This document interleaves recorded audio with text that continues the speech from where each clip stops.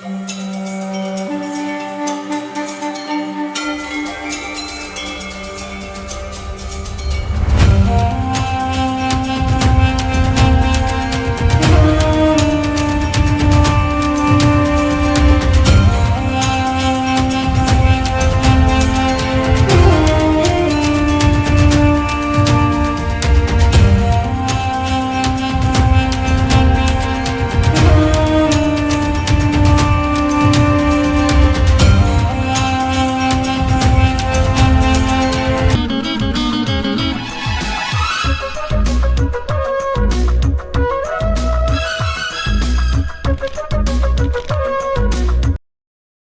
Everyone, ಎಲ್ಲರಿಗೂ ನಮಸ್ಕಾರ. ನಾನು ನಿಮ್ಮ Surya and welcome to my channel darling Surya. ಈ ದಿನ ನಾನು ಮಧುರೈ ಮೀನಾಕ್ಷಿ ಅಮ್ಮನವರ ದೇವಸ್ಥಾನಕ್ಕೆ ನಿಮ್ಮನ್ನೆಲ್ಲ ಕರ್ಕೊಂಡು ಹೋಗ್ತಾ ಇದ್ದೀನಿ.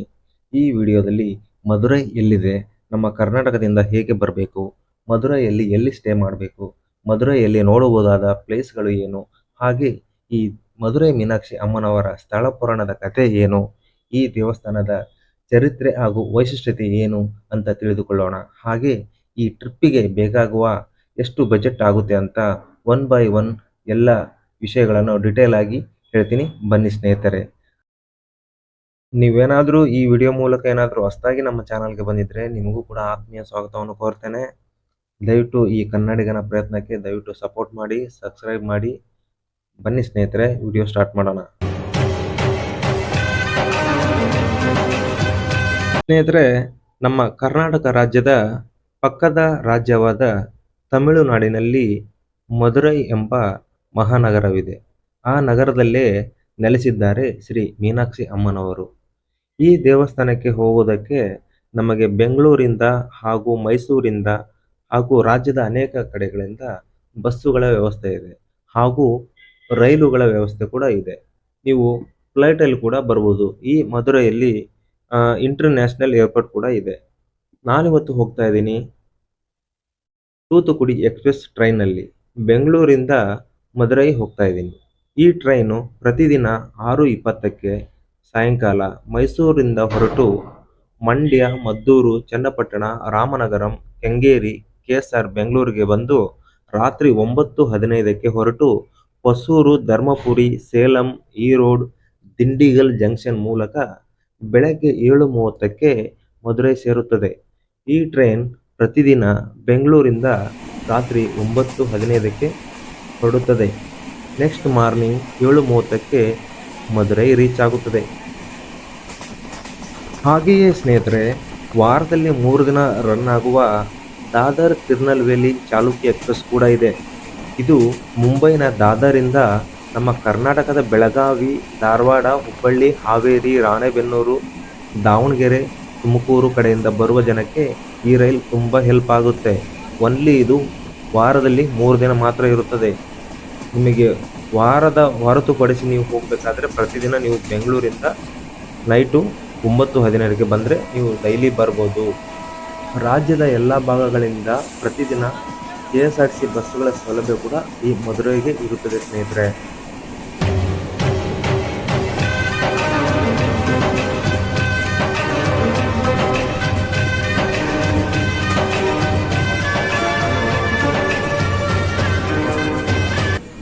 ಸ್ನೇಹಿತರೆ, ದಿಂಡಿಗಲ್ ಬಂದು ರೀಚ್ ಆಯಿತು ಟ್ರೈನು.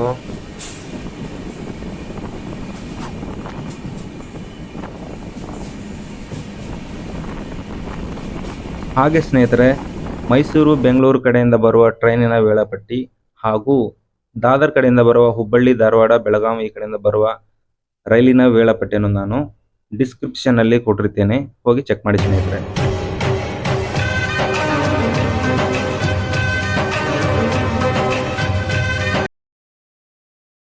ಸ್ನೇಹಿತರೆ, ಮಧುರೈ ಜಂಕ್ಷನ್ ಬಂದು ರೀಚ್ ಆಯಿತು. ಇವಾಗ ಈ ರೈಲ್ವೆ ಜಂಕ್ಷನ್ನಿಂದ ನಾವು ಹೊರಗಡೆ ಬಂದರೆ ಇದೇ ನಾನು ಬಂದ ಟ್ರೈನು. ಇಲ್ಲಿಂದ ಈ ಕಡೆ ಎಕ್ಸಿಟ್ ಆದರೆ ಏನಂದರೆ, ಈಗ ಕನ್ಸ್ಟ್ರಕ್ಷನ್ ವರ್ಕ್ ನಡೀತಾ ಇರೋದ್ರಿಂದ ಈ ಕಡೆ ಎಕ್ಸಿಟ್ ಮಾಡಿದ್ದಾರೆ. ನೀವು ಅಲ್ಲಿಂದ ಹೊರಗಡೆ ಬಂದರೆ ಈ ಥರ ಕಾಣಿಸುತ್ತೆ ನಿಮಗೆ ವೇವು. ಸ್ನೇಹಿತರೆ, ಈ ರೈಲ್ವೆ ಸ್ಟೇಷನ್ ಪಕ್ಕದಲ್ಲೇ ನಿಮಗೆ ತುಂಬ ಒಳ್ಳೆ ಕಡಿಮೆ ಬಜೆಟಲ್ಲಿ ರೂಮ್ಗಳೆಲ್ಲ ಸಿಗುತ್ತೆ. ಹಾಗೆ ಈ ರೈಲ್ವೆ ಸ್ಟೇಷನ್ ವಾಕೇಬಲ್ ಡಿಸ್ಟೆನ್ಸಲ್ಲಿ ನಿಮಗೆ ಟೌನ್ ಹಾಲ್ ರೋಡ್ ಅಂತ ಸಿಗುತ್ತೆ. ಅಲ್ಲಿ ಕೂಡ ನಿಮ್ಗೆ ಒಳ್ಳೆ ಬಗೆಯ ರೂಮ್ಗಳೆಲ್ಲ ಸಿಗುತ್ತೆ. ಈ ರೈಲ್ವೆ ಸ್ಟೇಷನ್ ಇಂದ ಹಾಗೂ ಈ ಟೌನ್ ಹಾಲ್ ಇಂದ ಸರಿಯಾಗಿ 1 ಕಿಲೋಮೀಟರ್ ದೂರ ಆಗುತ್ತೆ ಮೀನಾಕ್ಷಿ ಅಮ್ಮನ್ ಟೆಂಪಲ್. ಹಾಗೆ ಈ ರೈಲ್ವೆ ಸ್ಟೇಷನ್ ಇಂದ 1.25 ಕಿಲೋಮೀಟರ್ ದೂರಷ್ಟು ಬಸ್ ಸ್ಟ್ಯಾಂಡ್ ಕೂಡ ಇರುತ್ತೆ. ನೀವು ಇದನ್ನ ಯೂಸ್ ಮಾಡ್ಕೋಬಹುದು. ಹಾಗೆ ನೀವು ಇಲ್ಲಿಂದ ಆಟೋದಲ್ಲಿ ಕೂಡ ಹೋಗ್ಬೋದು. ಹಾಗೆ ಬೈ ವಾಕ್ ನಡ್ಕೊಂಡು ಕೂಡ ನೀವು ಟೌನ್ ಹಾಲ್ಗೆ ಹೋಗ್ಬೋದು. ತುಂಬಾ ದೂರ ಏನು ಇರೋದಿಲ್ಲ. ಇದೆ ನೋಡಿ, ಟೌನ್ ಹಾಲ್ ಸರ್ಕಲ್ ರೋಡ್ ಅಂತ ಹೇಳ್ತಾರೆ ಇದಕ್ಕೆ. ಲೆಫ್ಟ್ ಸೈಡು ರೈಲ್ವೆ ಸ್ಟೇಷನ್ನು, ಸೆಂಟ್ರಲ್ಲಿ ನೇರವಾಗಿ ಹೋದರೆ ಮೀನಾಕ್ಷಿ ಅಮ್ಮನ್ ಟೆಂಪಲ್, ರೈಟ್ ಸೈಡ್ ಹೋದರೆ ಪಕ್ಕದಲ್ಲಿ ಬಸ್ ಸ್ಟ್ಯಾಂಡ್ ಇರುತ್ತೆ. ಇಲ್ಲಿ ನೀವು ನೋಡ್ಬೋದು. ಇಲ್ಲಿ ನೋಡಿ ಸ್ನೇಹಿತರೆ, ವಾಕೇಬಲ್ ಡಿಸ್ಟೆನ್ಸ್ ಇಂದ ರೈಲ್ವೆ ಸ್ಟೇಷನ್ ಇಂದ ನಾನು ಬಂದೆ. ಇದೇ ಸರ್ಕಲ್ಲು. ಈ ನೇರವಾಗಿ ಹೋದರೆ ಅಮ್ಮನ ಟೆಂಪಲ್ ಸಿಗುತ್ತೆ, ಮೀನಾಕ್ಷಿ ಅಮ್ಮನವ್ರದ್ದು. ಈ ಕಡೆ ರೈಟ್ ಸೈಡೇ ನೋಡಿ, ಮಧುರೈ ಮಹಾನಗರ ಸಾರಿಗೆ ಟೌನ್ ಬಸ್ ಸ್ಟ್ಯಾಂಡ್ ಸಿಗುತ್ತೆ. ನೀವು ಆಟೋದಲ್ಲಿ ಕೂಡ ನೀವು ದೇವಸ್ಥಾನಕ್ಕೆ ಹೋಗ್ಬೋದು. ಬೈ ವಾಕ್ ನಡೆದುಕೊಂಡು ಕೂಡ ನೀವು ದೇವಸ್ಥಾನಕ್ಕೆ ಹೋಗ್ಬೋದು. ಸ್ನೇಹಿತರೆ, ಈ ರೋಡಲ್ಲಿ ಕೂಡ ನಿಮಗೆ ಒಳ್ಳೆ ಬಜೆಟ್ ಫ್ರೆಂಡ್ಲಿ ರೂಮ್ಗಳೆಲ್ಲ ಸಿಗುತ್ತೆ. ಇದನ್ನೇ ಟೌನ್ ಹಾಲ್ ರೋಡ್ ಅಂತ ಕರೀತಾರೆ. ಸ್ನೇಹಿತರೆ, ಇಲ್ಲಿ ನಿಮಗೆ 800, 900, 1000, 1500ಗೆಲ್ಲ ರೂಮ್ ಸಿಗುತ್ತೆ. ಈ ಟೌನ್ ಹಾಲ್ ರೋಡಲ್ಲಿ ನೇರವಾಗಿ ಹೋದ್ರೆ ದೇವಸ್ಥಾನ ಸಿಗೋದು. ಇಲ್ಲಿಂದ ಸರಿಯಾಗಿ 1 ಕಿಲೋಮೀಟರ್ ದೇವಸ್ಥಾನ ಇರುತ್ತೆ. ಹಾಗೆ ಸ್ನೇಹಿತರೆ, ಇಲ್ಲಿ ಟೆಂಪಲ್ಸ್ ರೂಮ್ಗಳು ಕೂಡ ಸಿಗುತ್ತೆ. ಆದರೆ ಟೆಂಪಲ್ಸ್ ರೂಮ್ ಮೇಲೆ ಡಿಪೆಂಡ್ ಆಗಬೇಡಿ, ಯಾಕಂದ್ರೆ ವೇಸ್ಟ್ ಆಫ್ ಟೈಮ್. ನಿಮಗೆ ಒಂದ್ಸರಿ ಸಿಗುತ್ತೆ, ಒಂದ್ಸರಿ ಸಿಗೋದಿಲ್ಲ. ಈ ದೇವಸ್ಥಾನದ ನಿಯರಬಲ್ ನಿಮಗೆ ಒಳ್ಳೊಳ್ಳೆ ರೂಮ್ಸ್ಗಳೆಲ್ಲ ಸಿಗುತ್ತೆ. ಹಾಗೆ ಈ ರೂಮ್ಸ್ಗಳನ್ನ ತಗೊಳ್ಬೇಕು ಮುಂಚೆ ನೀವು ಒಂದ್ಸರಿ ಯಾವುದಕ್ಕೂ ರೂಮನ್ನ ಒಂದ್ಸರಿ ಚೆಕ್ ಮಾಡಿಬಿಟ್ಟು ಆನಂತರ ನೀವು ರೂಮ್ ತಗೊಳ್ಳೋದು ತುಂಬಾ ಯೋಗ್ಯವಾದದ್ದು ಅಂತ ನನ್ನ ಅನಿಸಿಕೆ. ಹಾಗೆ ಇಲ್ಲಿ ಇನ್ನೊಂದು ಸಣ್ಣ ಸ್ಕ್ಯಾಮ್ ಎಲ್ಲ ನಡೆಯುತ್ತೆ ಅಂತ ಕೇಳ್ಪಟ್ಟಿದ್ದೀನಿ, ಆದರೆ ನನಗೆ ಗೊತ್ತಿಲ್ಲ. ಆದರೆ ನನ್ನ ಸ್ನೇಹಿತರೆಲ್ಲ ಹೇಳಿದ್ದಾರೆ, ಇಲ್ಲಿ ರೂಮ್ ಮಾಡಬೇಕಾದ್ರೆ ಇರುವಂತ ಒಂದು ರೇಟು ಚೆಕ್ಔಟ್ ಮಾಡಬೇಕಾದ್ರೆ ಬೇರೆ ಒಂದು ರೇಟನ್ನು ಹೇಳ್ತಾರಂತೆ. ನೀವು ಗೊಂದಲಕ್ಕೆ ಈಡಾಗಬೇಡಿ, ಒಂದ್ಸರಿ ಯೋಚನೆ ಮಾಡಿ ಜಾಗ್ರತೆಯಿಂದ ತಗೊಳ್ಳೋಕೆ ನಾನು ಇಷ್ಟಪಡ್ತೀನಿ. ಹಾಗೆ ಸ್ನೇಹಿತರೆ, ಈ ಮಧುರೈಯಲ್ಲಿರುವ ಈ ದೇವಸ್ಥಾನ ಹಾಗೂ ಮಧುರೈ ನಗರವನ್ನು ನೋಡುವುದಕ್ಕೆ ನಿಮಗೆ ಒಂದು ದಿನ ಸಾಕಾಗುತ್ತೆ. ಆದರೆ ತಮಿಳುನಾಡಿನಲ್ಲಿ 6 ಶಕ್ತಿವಂತ ಸುಬ್ರಹ್ಮಣ್ಯ ಪುಣ್ಯಕ್ಷೇತ್ರಗಳಲ್ಲಿ 2 ಪುಣ್ಯಕ್ಷೇತ್ರಗಳು ಈ ಮಧುರೈಗೆ ತುಂಬಾ ಹತ್ತಿರದಲ್ಲಿದೆ. ಇವುಗಳನ್ನೇನಾದರೂ ನೀವು ವಿಸಿಟ್ ಮಾಡಬೇಕಂದ್ರೆ ಖಂಡಿತ ನೀವು 2 ಡೇಸ್ ಪ್ಲಾನ್ ಮಾಡ್ಕೋಬೇಕಾಗುತ್ತೆ ಹಾಗೂ ರೂಮನ್ನ ಮಾಡಬೇಕಾಗುತ್ತೆ. ಇಲ್ಲ ನಾನು ದೇವಸ್ಥಾನ ಮಾತ್ರ ನೋಡ್ತೇನೆ ಅಂದ್ರೆ ನಿಮಗೆ ರೂಮ್ಗಳ ಅವಶ್ಯಕತೆ ಇರುವುದಿಲ್ಲ. ಸ್ನೇಹಿತರೆ, ಇದೇನು ನೋಡ್ತಾ ಇದ್ದೀರಲ್ಲ, ಮಧುರೈ ಮೀನಾಕ್ಷಿ ಅಮ್ಮನವರ ಪಶ್ಚಿಮದ ಗೋಪುರ. ಇಂದ ಬಂದರೂ ಸರಿ, ಎಲ್ಲ ಬಸ್ ಸ್ಟಾಪ್ ಇಂದ ಆಟೋಗಳಿಂದ ಬಂದರೂ ಸರಿ, ನಿಮಗೆ ಮೊದಲಿಗೆ ಸಿಗೋದೆ ಈ ಪಶ್ಚಿಮ ಗೋಪುರ. ಯಾಕಂದ್ರೆ ಈ ಪಶ್ಚಿಮ ಗೋಪುರ ಬಸ್ ಸ್ಟಾಪ್ ಹಾಗೂ ರೈಲ್ವೆ ಸ್ಟೇಷನ್ ಇಂದ ಸ್ವಲ್ಪ ಹತ್ತಿರವೇ ಇರುವ ಕಾರಣ ಭಕ್ತಾದಿಗಳು ಹೆಚ್ಚಿನ ಭಾಗದಲ್ಲಿ ಇಲ್ಲಿಗೆ ಬಂದು ಇಳಿಯುತ್ತಾರೆ. ಈ ಗೋಪುರದ ಮೂಲಕ ಅಮ್ಮನವರ ದರ್ಶನಕ್ಕೆ ಹೋಗಬಹುದು. ಸ್ನೇಹಿತರೆ, ಈ ತರಹದ ಗೋಪುರಗಳು ಅಮ್ಮನವರ ದೇವಸ್ಥಾನದ ಸುತ್ತಲೂ 4 ಭಾಗಗಳಲ್ಲಿ 4 ಗೋಪುರಗಳಿರುತ್ತವೆ. ಪೂರ್ವ ಗೋಪುರ, ಪಶ್ಚಿಮ ಗೋಪುರ, ಉತ್ತರ ಗೋಪುರ ಹಾಗೆ ದಕ್ಷಿಣ ಗೋಪುರ. ನೀವು ಯಾವ ಗೋಪುರದ ಮೂಲಕ ಆದರೂ ಕೂಡ ಬಂದು ದೇವಸ್ಥಾನದ ಒಳಗೆ ಹೋಗಬಹುದು ಹಾಗೂ ಅಮ್ಮನವರ ದರ್ಶನವನ್ನು ಮಾಡಬಹುದು. ಹಾಗೆ ಸ್ನೇಹಿತರೆ, ಆಯಾ ಗೋಪುರದ ಪಕ್ಕದಲ್ಲೇ ಲಗೇಜ್ ರೂಮ್, ಮೊಬೈಲ್ ಲಾಕರ್ ಇರುತ್ತದೆ. ಸ್ನೇಹಿತರೆ, ಚಪ್ಪಲಿಗಳು ಹಾಗೂ ಶೂಗಳು ಉಚಿತವಾಗಿ ಹಾಗೂ ಮೊಬೈಲ್ ಲಾಕರ್ಗಳಿಗೆ ಅಂದರೆ ಒಂದು ಮೊಬೈಲ್ಗೆ 5 ರೂಪೀಸ್ ಚಾರ್ಜ್ ಮಾಡ್ತಾರೆ. ಹಾಗೆ ಸ್ನೇಹಿತರೆ, ಇಲ್ಲಿ ಮಹಿಳೆಯರಿಗೆ ಹಾಗೂ ಪುರುಷರಿಗೆ ಉಚಿತವಾದ ಟಾಯ್ಲೆಟ್ಸ್, ಶೌಚಾಲಯಗಳೆಲ್ಲ ಉಚಿತವಾಗಿರುತ್ತದೆ. ಒಂದೊಂದು ಗೋಪುರದ ಪಕ್ಕದಲ್ಲೇ ಎಲ್ಲಾನು ಇರುತ್ತದೆ. ದೇವಸ್ಥಾನದ ಒಳಗೆ ಮೊಬೈಲ್, ಪಾನ್ ಗುಟ್ಕಾ, ಬೀಡಿ, ಯಾವುದೇ ಅಹಿತಕರ ತಂಬಾಕು ವಸ್ತುಗಳನ್ನು ಕೊಂಡು ಹೋಗೋದಿಲ್ಲ. ತುಂಬಾ ಸ್ಟ್ರಿಕ್ಟ್ ರೂಲ್ಸ್ ಇದೆ. ಸ್ನೇಹಿತರೆ, ಅತಿಯಾಗಿ ಭಕ್ತರು ಈ ಪಶ್ಚಿಮ ಗೋಪುರದ ಮೂಲಕವಾಗಿ ಅಮ್ಮನವರ ದರ್ಶನಕ್ಕೆ ಹೋಗ್ತಾರೆ. ಈ ಗೋಪುರಕ್ಕೆ ಅದರದ್ದೇ ಆದಂತ ಪ್ರಾಮುಖ್ಯತೆ ಇದೆ ಅಂತ ಹೇಳಲಾಗುತ್ತದೆ.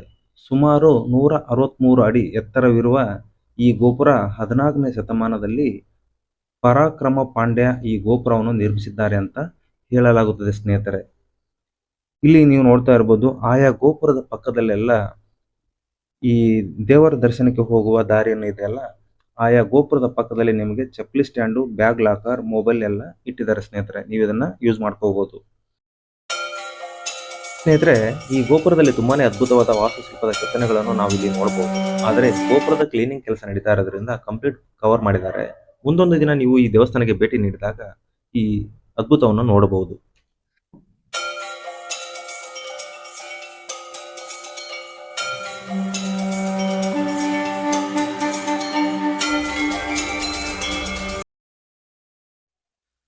ಸ್ನೇಹಿತರೆ, ಈ ಹಿಂದೆ ಈ ಮಧುರೆಯು ಪಾಂಡ್ಯ ರಾಜರ ರಾಜಧಾನಿ ಆಗಿತ್ತಂತೆ. ಅವರು ಸುಮಾರು 45 ಎಕರೆಯಲ್ಲಿ ಈ ಮಧುರೈ ಮೀನಾಕ್ಷಿ ಅಮ್ಮನ ದೇವಸ್ಥಾನವನ್ನು ನಿರ್ಮಾಣ ಮಾಡಿದ್ದಾರೆ ಅಂತ ಹೇಳಲಾಗುತ್ತದೆ. ಈ ಮಧುರೈ ಮೀನಾಕ್ಷಿ ಅಮ್ಮನ ದೇವಸ್ಥಾನದ ಸುತ್ತಲೂ ಕೋಟೆಯನ್ನು ಕಟ್ಟಿದ್ದಾರೆ. ತುಂಬ ಎತ್ತರವಾದ ಗೋಡೆಯನ್ನು ಇಂದಿನ ಕಾಲದಲ್ಲಿ ನಿರ್ಮಿಸಿದ್ದಾರೆ.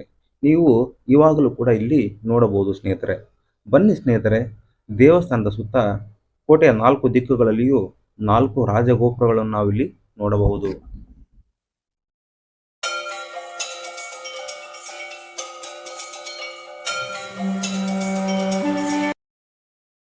ಸ್ನೇಹಿತರೆ, ಪಶ್ಚಿಮ ರಾಜಗೋಪುರದ ನಂತರ ನಮಗೆ ಸಿಗುವುದೇ ಎರಡನೇದು ಉತ್ತರದ ರಾಜಗೋಪುರ. ಸ್ನೇಹಿತರೆ, ಇದು ಸುಮಾರು 166 ಅಡಿ ಎತ್ತರವಿರುತ್ತದೆ. ಹಾಗೆ ಇಲ್ಲಿರುವ 4 ಗೋಪುರಗಳಲ್ಲಿ ಇದು ತುಂಬ ಚಿಕ್ಕ ಗೋಪುರ ಅಂತ ಕರೆಯುತ್ತಾರೆ.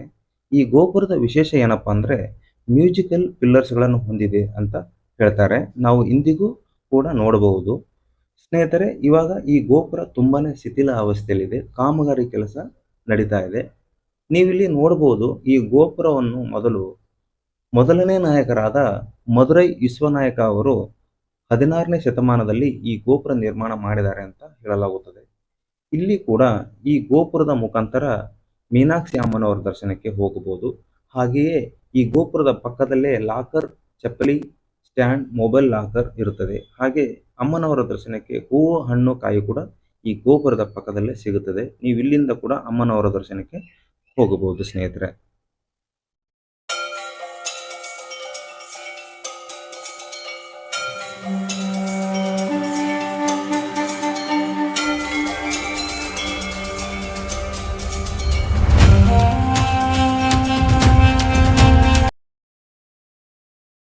ಸ್ನೇಹಿತರೆ, ಈ ಮಧುರೈ ಮೀನಾಕ್ಷಿ ಅಮ್ಮನವರ ದೇವಸ್ಥಾನದ ಸ್ಥಳ ಪುರಾಣದ ಕಥೆ ಹಾಗೂ ಈ ದೇವಸ್ಥಾನದ ವೈಶಿಷ್ಟ್ಯತೆ ಚರಿತ್ರೆಯನ್ನು ಹೇಳುವುದಾದರೆ, ಈ ಮಧುರೈ ಕ್ಷೇತ್ರವು ನಮ್ಮ ಭಾರತ ದೇಶದಲ್ಲಿರುವ ಎಲ್ಲ ಪುಣ್ಯಕ್ಷೇತ್ರಗಳಂತೆ ಈ ಮಧುರೈ ಮೀನಾಕ್ಷಿ ಅಮ್ಮನವರು ಇರುವ ಈ ಮಧುರೈ ಕೂಡ ತುಂಬಾ ವಿಶೇಷತೆಯನ್ನು ಹೊಂದಿದೆ ಅಂತ ಹೇಳಬಹುದು.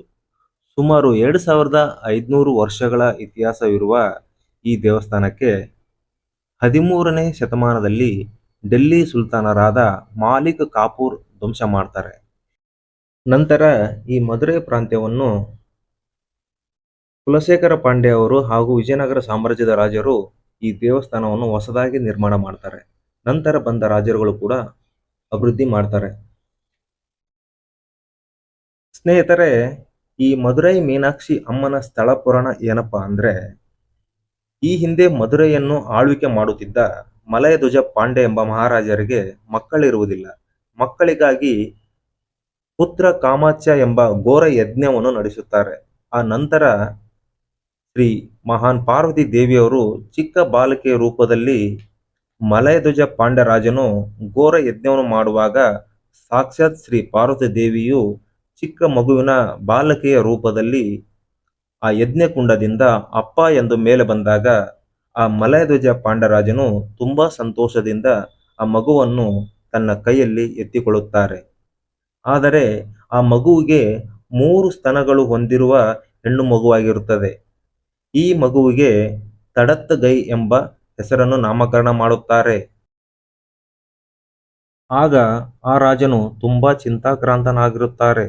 ಏನಪ್ಪಾ ಅಂದ್ರೆ, ಒಂದು ಹೆಣ್ಣು ಮಗು 3 ಸ್ತನಗಳನ್ನು ಹೊಂದಿದ್ದರೆ ಯಾರು ಈ ಲೋಕದಲ್ಲಿ ವಿವಾಹ ಮಾಡಿಕೊಳ್ಳುತ್ತಾರೆ ಅಂತ ಯೋಚನೆಯಲ್ಲಿ ಇರುವಾಗ ಆವಾಗ ಈ ಮಲಯಧ್ವಜ ಪಾಂಡ್ಯ ರಾಜನಿಗೆ ಒಂದು ಅಶರೀರವಾಣಿ ಕೇಳಿಸುತ್ತದೆ. ಆ ಅಶರೀರವಾಣಿಯಲ್ಲಿ 3 ಸ್ತನಗಳು ಹುಟ್ಟುವುದಕ್ಕೆ ಕಾರಣ ಇವಳಿಗೆ ಗಂಡ ಯಾರು ಅಂತ ನೀನು ತೀರ್ಮಾನ ಮಾಡುವುದಲ್ಲ. ಇವಳು ಯಾವ ಪುರುಷನನ್ನು ನೋಡಿದಾಗ ಇರುವ 3 ಸ್ತನಗಳು ಒಂದು ಅದೃಶ್ಯವಾಗಿ 2 ಸ್ತನಗಳು ಇರುತ್ತವೆಯೋ ಆ ಪುರುಷನೇ ಇವಳ ಗಂಡ ಅಂತ ಹೇಳಿ ಆ ಅಶರೀರವಾಣಿ ಮಾಯವಾಗುತ್ತದೆ.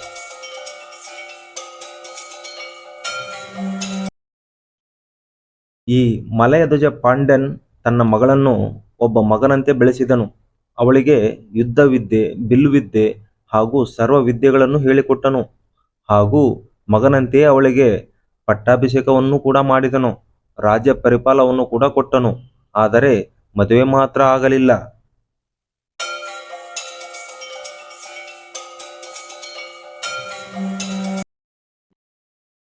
ಈ ಸಾಕ್ಷಾತ್ ಪಾರ್ವತಿ ತಾಯಿಯ ಅವತಾರ ಆಗಿರುವ ಈ ಬಾಲಕಿಗೆ ಮಲಧ್ವಜ ಪಾಂಡ್ಯರಾಜನು ತಡತ್ಗೈ ಎಂದು ನಾಮಕರಣ ಮಾಡಿರುತ್ತಾನೆ. ಪಾರ್ವತಿ ದೇವಿಯ ಅವತಾರವಾದ ಈ ತಡತ್ಗೈಯು ಮಹಾಸುಂದರಿಯು ಹಾಗೂ ಮಹಾವೀರಳು ಆಗಿರುತ್ತಾಳೆ. 4 ಲೋಕಗಳಾದ ಬ್ರಹ್ಮಲೋಕ, ವೈಕುಂಠ, ಅಮರಾವತಿ, ಕೈಲಾಸಗಳನ್ನು ವಶಪಡಿಸಿಕೊಳ್ಳಲು ಮುನ್ನುಗ್ಗುತ್ತಾಳೆ. 3 ಲೋಕಗಳನ್ನು ಗೆದ್ದ ನಂತರ ಕೊನೆಯದಾಗಿ ಈ ಕೈಲಾಸಕ್ಕೆ ಬರುತ್ತಾಳೆ. ಅಲ್ಲಿ ಶಿವನ ಭೂತಗಣಗಳನ್ನು ಹಾಗೂ ನಂದಿಯನ್ನು ಬಲು ಸುಲಭವಾಗಿ ಸೋಲಿಸುತ್ತಾಳೆ. ಕೊನೆಗೆ ಶಿವನ ಹತ್ತಿರ ಬಂದಾಗ ಆತನನ್ನು ಕಂಡು ಪ್ರೇಮಾಂಕುರವಾಗುತ್ತದೆ. ಆ ಕ್ಷಣವೇ ಅಸಹಜ ದೇಹ ಸಹಜ ಸ್ಥಿತಿಗೆ ಬಂದು ಇದರಿಂದ ಶಿವನು ತನ್ನ ಪತಿ ಎಂಬ ಸತ್ಯ ತಿಳಿದು ನಾಚಿಕೊಂಡು ಯುದ್ಧರಂಗವನ್ನು ಬಿಟ್ಟು ತನ್ನ ಅರಮನೆಯನ್ನು ಸೇರಿಕೊಳ್ಳುತ್ತಾಳೆ.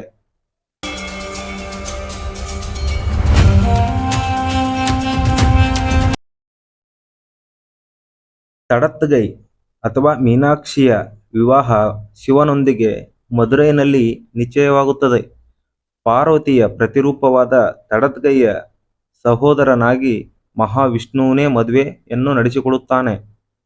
ನಂತರ ಶಿವನೇ ಸುಂದರೇಶನಾಗಿ, ತಡತ್ಗೈಯೇ ಅಂದರೆ ಪಾರ್ವತಿ ದೇವಿಯೇ ಮೀನಾಕ್ಷಿಯಾಗಿ ಈ ಮದುರೆಯಲ್ಲಿ ನೆಲೆಸಿರುತ್ತಾರೆ ಅಂತ ಹೇಳಲಾಗಿದೆ. ಪ್ರತಿನಿತ್ಯ ದೇವಾಲಯದ ಬಾಗಿಲು ಮುಚ್ಚುವ ಮೊದಲು ಸುಂದರೇಶ್ವರ ವಿಗ್ರಹದ ಮೆರವಣಿಗೆ ನಂತರ ದೇವಿಯ ಕೋಣೆಗೆ ಕೊಂಡೊಯ್ದು ಇಡಲಾಗುತ್ತದೆ. ನಂತರ ಮುಂಜಾನೆ ಪುನಃ ತರಲಾಗುತ್ತದೆ ಅಂತ ಹೇಳಲಾಗುತ್ತದೆ. ಈಗಲೂ ವರ್ಷದಲ್ಲಿ ಒಮ್ಮೆ ಇವರಿಬ್ಬರ ಕಲ್ಯಾಣ ಮಹೋತ್ಸವವನ್ನು ಮದುರೈ ಮೀನಾಕ್ಷಿ ದೇವಾಲಯದಲ್ಲಿ ಅತಿ ವಿಜೃಂಭಣೆಯಿಂದ ಆಚರಿಸಲಾಗುತ್ತದೆ. ಈ ಸಂದರ್ಭದಲ್ಲಿ ಲಕ್ಷಗಟ್ಟಲೆ ಜನ ಸೇರುತ್ತಾರೆ. ಇದನ್ನು ಚಿತಿರೈ ತಿರುವಳ ಅಂತ ಕರೆಯುತ್ತಾರೆ.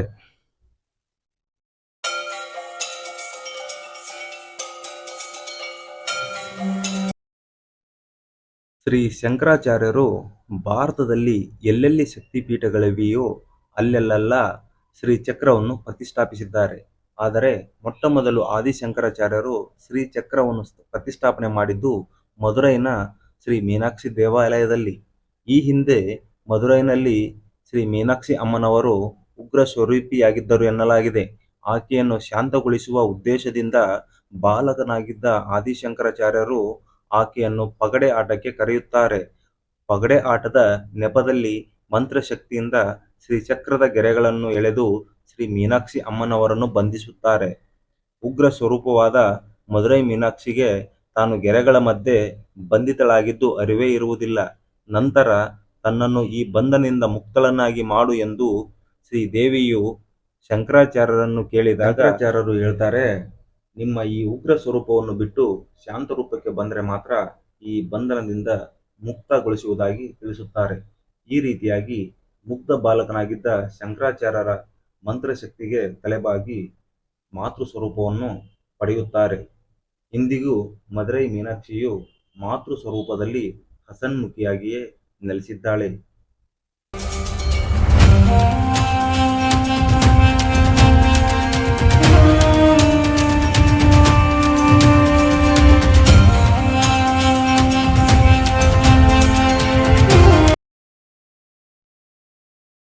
ಸ್ನೇಹಿತರೆ, ಇದು ಶ್ರೀ ಮದುರೈ ಮೀನಾಕ್ಷಿ ಅಮ್ಮನವರ ಸ್ಥಳ ಪುರಾಣ ಹಾಗೂ ಚರಿತ್ರೆಯಾಗಿತ್ತು. ಸ್ನೇಹಿತರೆ, ನೀವು ಇಲ್ಲಿ ದೇವಸ್ಥಾನದ ಒಳಗೆ ತುಂಬಾ ಅಮೋಘ ಅದ್ಭುತವಾದ ವಾಸ್ತುಶಿಲ್ಪದ ಕೆತ್ತನೆಗಳನ್ನು ನೀವು ಇಲ್ಲಿ ನೋಡ್ಬೋದು. ಹಾಗೂ ಶ್ರೀ ಮೀನಾಕ್ಷಿ ಅಮ್ಮನವರ ಪುರುಷನಾದ ಸುಂದರೇಶ್ವರ ದೇವಸ್ಥಾನವನ್ನು ಕೂಡ ಇಲ್ಲಿ ನೋಡಬಹುದು. ಈ ದೇವಸ್ಥಾನದ ವಿಶೇಷ ಏನಂದ್ರೆ, ಎಲ್ಲಾ ದೇವಸ್ಥಾನಗಳಲ್ಲಿ ಶಿವನನ್ನು ಮೊದಲು ಪೂಜೆ ಮಾಡಿ ನಂತರ ಪಾರ್ವತಿ ದೇವಿಯನ್ನು ಹಾಗೂ ಈ ಹೆಣ್ಣು ದೇವರನ್ನು ಪೂಜೆ ಮಾಡುವ ಪ್ರತೀತಿ ಇದ್ದರೆ, ಈ ದೇವಸ್ಥಾನದಲ್ಲಿ ಮಾತ್ರ ಮೊದಲನೇ ಪೂಜೆ, ಮೊದಲನೇ ದರ್ಶನ ಶ್ರೀ ಮೀನಾಕ್ಷಿ ಅಮ್ಮನವರನ್ನ ಮಾಡಬೇಕಾಗುತ್ತೆ. ಅದಾದ ನಂತರವೇ ಸುಂದರೇಶ್ವರ ಅವರ ದರ್ಶನಕ್ಕೆ ದಾರಿ ಮಾಡಿಕೊಡಲಾಗುತ್ತದೆ. ಹಾಗೆ ಸ್ನೇಹಿತರೆ, ಈ ದೇವಸ್ಥಾನಕ್ಕೆ ನೀವು ಬಂದಾಗ ನೀವು ಉಚಿತವಾಗಿ ಕೂಡ ದೇವರ ದರ್ಶನವನ್ನು ಮಾಡಬಹುದು. ಸ್ವಲ್ಪ ಸಮಯವನ್ನು ತಗೊಳ್ಬಹುದು. ನನಗೆ 1 ಅವರ್ ಆಯಿತು. ನೀವು ಇನ್ನೂ ಬೇಗನೆ ದರ್ಶನವನ್ನು ಮಾಡಿ ಆಚೆ ಬರಬೇಕಾದ್ರೆ ನಿಮಗೆ 50 ರೂಪಾಯಿ ಟಿಕೆಟ್ ಹಾಗೂ 100 ರೂಪಾಯಿ ಟಿಕೆಟ್ ಕೂಡ ಇಲ್ಲಿ ಸಿಗುತ್ತೆ. ನೀವು ಇಲ್ಲಿ ತಗೊಂಡು ನೀವು ಬೇಗ ದರ್ಶನ ಮಾಡಿಕೊಂಡು ಆಚೆ ಬರ್ಬೋದು. ಇಲ್ಲ, ನಾನು ಉಚಿತವಾಗಿ ದರ್ಶನ ಮಾಡ್ತೀನಿ ಅಂದ್ರೆ ಸ್ವಲ್ಪ ಸಮಯ ಆಗುತ್ತದೆ. ಹಾಗೂ ನೀವು ದರ್ಶನವನ್ನು ಸುಲಭವಾಗಿ ಸರಳವಾಗಿ ಮಾಡ್ಬೇಕಂದ್ರೆ ನೀವು ಬೆಳಗಿನ ಜಾವ ಮೊದಲನೇ ಪೂಜೆಗೆ ಹೋದ್ರೆ ನಿಮಗೆ ಅವಾಗ ಗದ್ದಲ ಇರೋದಿಲ್ಲ, ಯಾವುದು ಗಡಿಬಿಡಿ ಇರೋದಿಲ್ಲ. ಹಾಗೆ ನೀವು ದೇವರ ದರ್ಶನವನ್ನ ಈಸಿಯಾಗಿ ಮಾಡ್ಕೊಂಡು ಬರ್ಬೋದು. ನೀವು ಮಧ್ಯಾಹ್ನ ಮೇಲೆ ಹೋದ್ರೆ ತುಂಬ ಸಿಕ್ಕಾಪಟ್ಟೆ ರಶ್ ಇರುತ್ತೆ ದೇವಸ್ಥಾನ. ನಿಮ್ಮ ಅನುಕೂಲಕ್ಕೆ ತಕ್ಕ ಹಾಗೆ ನೀವು ದರ್ಶನವನ್ನು ಮಾಡ್ಕೊಂಡು ಬರಬೇಕು ಸ್ನೇಹಿತರೆ. ಹಾಗೆ ಸ್ನೇಹಿತರೆ, ಈ ದೇವಸ್ಥಾನದ ಟೈಮಿಂಗ್ ನಾನು ನಿಮ್ಗೆ ಹೇಳಿದೆ. ಈ ದೇವಸ್ಥಾನದಲ್ಲಿ ನಿಮಗೆ 4 ಗೋಪುರನ ಹೇಳಿದ್ನಲ್ಲ, 4 ಗೋಪುರದಲ್ಲಿ ಕೂಡ ನೀವು ಯಾವ ಗೋಪುರದಲ್ಲಿ ಕೂಡ ಒಳಗಡೆಯಿಂದ ನೀವು ಹೋಗಿ ದೇವರ ದರ್ಶನವನ್ನು ಮಾಡ್ಬೋದು. ಹಾಗೂ ಈ ದೇವಸ್ಥಾನದ ಒಳಗಡೆ ಹೋಗ್ಬೇಕಾದ್ರೆ ಮೊಬೈಲು, ಬೆಂಕಿ ಪೊಟ್ಟಣ, ಲೈಟರು, ಸಿಗರೇಟು, ತಂಬಾಕು, ಕ್ಯಾಮ್ರಾ, ಮೊಬೈಲು ಯಾವುದೇ ಎಲೆಕ್ಟ್ರಿಕಲ್ ವಸ್ತುಗಳನ್ನ ಒಳಗಡೆ ಬಿಡೋದಿಲ್ಲ. ತುಂಬಾ ಸ್ಟ್ರಿಕ್ಟ್ ಇದೆ. ನೀವು ಇದನ್ನ ಅನುಸರಿಸಲೇಬೇಕಾಗುತ್ತೆ ಸ್ನೇಹಿತರೆ. ಹಾಗೆ ಸ್ನೇಹಿತರೆ, ಈ ದೇವಸ್ಥಾನದ ಬಗ್ಗೆ ನನಗೆ ಗೊತ್ತಿದ್ದಷ್ಟು ಮಾಹಿತಿಯನ್ನು ನಾನು ನಿಮಗೆ ತಿಳಿಸಿದ್ದೇನೆ. ಹಾಗೂ ನೀವು ಸಿಂಗಲ್ ಆಗಿ ಬಂದ್ರೆ ನಿಮಗೆ ರೂಮ್ ಮಾಡುವ ಅವಶ್ಯಕತೆ ಇರುವುದಿಲ್ಲ. ನೀವು ರೈಲ್ವೆ ಸ್ಟೇಷನ್ ಅಲ್ಲೇ ಲಾಕರ್ ರೂಮ್ ಇದೆ, ನೀವು ಅಲ್ಲೇ ಫ್ರೆಶ್ ಅಪ್ ಆಗಿಬಿಟ್ಟು ವಾಕೇಬಲ್ ಡಿಸ್ಟೆನ್ಸ್ 1 ಕಿಲೋಮೀಟರ್ ಆಗುತ್ತೆ ರೈಲ್ವೆ ಸ್ಟೇಷನ್ ಇಂದ ದೇವಸ್ಥಾನ, ನೀವು ಹಾಗೂ ಕೂಡ ಬರ್ಬೋದು. ಹಾಗೆ ನೀವು ಫ್ಯಾಮಿಲಿಯಾಗಿ ಬಂದ್ರೆ ನೀವು ರೂಮ್ ಮಾಡ್ಲೇಬೇಕಾದ್ರೆ ನಿಮಗೆ ದೇವಸ್ಥಾನದ ಹತ್ತಿರನೇ ಕಮ್ಮಿ ಬಜೆಟ್ ಅಲ್ಲಿ ರೂಮ್ಗಳು ಸಿಗ್ತವೆ. ಒಂದ್ಸರಿ ಚೆಕ್ ಮಾಡ್ಬಿಟ್ಟು ರೂಮ್ಗಳನ್ನ ನಂತರ ನೀವು ರೂಮ್ ತಗೊಂಡ್ರೆ ತುಂಬಾ ಚೆನ್ನಾಗಿರುತ್ತೆ. ಇಲ್ಲಾಂದ್ರೆ ನಿಮಗೆ AC ರೂಮ್ಗಳು ಬೇಕಾದ್ರೆ ನಿಮಗೆ ಪ್ರೈವೇಟ್ ಅಲ್ಲಿ ಕೂಡ ನಿಮಗೆ ತುಂಬಾ ರೂಮ್ಗಳು ಇಲ್ಲಿ ಸಿಗುತ್ತೆ. ಸ್ನೇಹಿತರೆ, ಇನ್ನು ಬಜೆಟ್ ಎಷ್ಟಾಯ್ತು ಅಂತಂದ್ರೆ, ನಾನು ಬೆಂಗಳೂರಿಂದ ಮದುರೈಗೆ ಬರಲಿಕ್ಕೆ ನನಗೆ ಟ್ರೈನ್ಗೆ 155 ರೂಪಾಯಿ ಟಿಕೆಟ್ ಆಯಿತು. ಹಾಗೆ ಊಟಕ್ಕೆ ಹಾಗೂ ಟಿಫನ್ ಮಾಡಲಿಕ್ಕೆ ಅದೊಂದು 200 ರೂಪಾಯಿ ಆಯಿತು. ತಿರ್ಗಾ ವಾಪಸ್ ಬೆಂಗಳೂರು ಬರೋದಕ್ಕೆ 155 ರೂಪಾಯಿ ಆಯಿತು.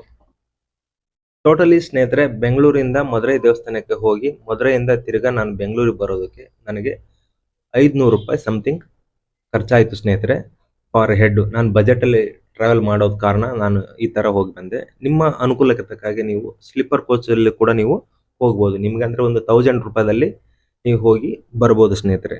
ನೀವು ಸಿಂಗಲ್ ಪರ್ಸನ್ ಆಗಿ ಹೋದ್ರೆ ನೀವು ರೈಲ್ವೆ ಸ್ಟೇಷನ್ ಅಲ್ಲೇ ಲಾಕರ್ ರೂಮ್ ಇದೆ, ಫ್ರೆಶ್ ಅಪ್ ಆಗಿಬಿಟ್ಟು ದೇವಸ್ಥಾನಕ್ಕೆ ನೀವು ದರ್ಶನಕ್ಕೆ ಹೋಗ್ಬೋದು. ಕೇವಲ ರೈಲ್ವೆ ಸ್ಟೇಷನ್ ಇಂದ ದೇವಸ್ಥಾನ ಕೇವಲ 1 ಕಿಲೋಮೀಟರ್ ಇರೋದು. ನೀವು ಫ್ಯಾಮಿಲಿಯಾಗಿ ಬಂದಿದ್ದೀರಾ ಅಂದ್ರೆ ನೀವು ಕೂಡ ರೈಲ್ವೆ ಸ್ಟೇಷನ್ ಅಲ್ಲಿ ಫ್ರೆಶ್ ಅಪ್ ಆಗ್ಬೋದು. ಇಲ್ಲ ಅಂದ್ರೆ ನೀವು ಪ್ರೈವೇಟ್ ಅಲ್ಲಿ ನೀವು ಹೋಟೆಲ್ ಅಥವಾ ರೂಮ್ಗಳಲ್ಲಿ ನೀವು ಕೂಡ ನೀವು ಹೋಗಿ ರೂಮನ್ನು ಬುಕ್ ಮಾಡ್ಬೋದು. ಇಲ್ಲಿ ಆನ್ಲೈನ್ ಕೂಡ ಇರುತ್ತೆ, ಆಫ್ಲೈನ್ ಕೂಡ ಇರುತ್ತೆ. ಹಾಗೆ ಸ್ನೇಹಿತರೆ, ಈ ಮಾಹಿತಿ ನಿಮಗೆಲ್ಲ ಇಷ್ಟ ಆಗಿದೆ ಅನ್ಕೋತೀನಿ. ಹಾಗೆ ಈ ಕನ್ನಡಿಗನ ಪ್ರಯತ್ನಕ್ಕೆ ನಮ್ಮ ಕನ್ನಡಿಗರ ಆಶೀರ್ವಾದ ಸದಾ ಇರುತ್ತೆ ಅಂತ ನಂಬುತ್ತಾ ನಿಮ್ಮ ಆಶೀರ್ವಾದದೊಂದಿಗೆ ಈ ವಿಡಿಯೋ ಮುಗಿಸ್ತಾ ಇದ್ದೀನಿ. ಸ್ನೇಹಿತರೆ, ಏನಾದರೂ ನಿಮಗೆ ಡೌಟ್ಸ್ ಇದ್ದರೆ ದಯವಿಟ್ಟು ಕಮೆಂಟ್ ಮಾಡಿ, ನಾನು ನಿಮಗೆ ರಿಪ್ಲೈ ಮಾಡ್ತೀನಿ. ಹಾಗೆ ಸ್ನೇಹಿತರೆ, ದಯವಿಟ್ಟು ನಿಮ್ಮ ಫ್ರೆಂಡ್ಸ್ಗಳಿಗೆಲ್ಲ ಶೇರ್ ಮಾಡಿ, ಲೈಕ್ ಮಾಡಿ, ನನಗೊಂದು ಮೋಟಿವೇಶನ್ ಸಿಗುತ್ತೆ. ಹಾಗೆ ಮತ್ತೆ ಇನ್ನೊಂದು ವಿಡಿಯೋ ಜೊತೆ ಸಿಗ್ತೀನಿ. ನಮಸ್ಕಾರ ಸ್ನೇಹಿತರೆ.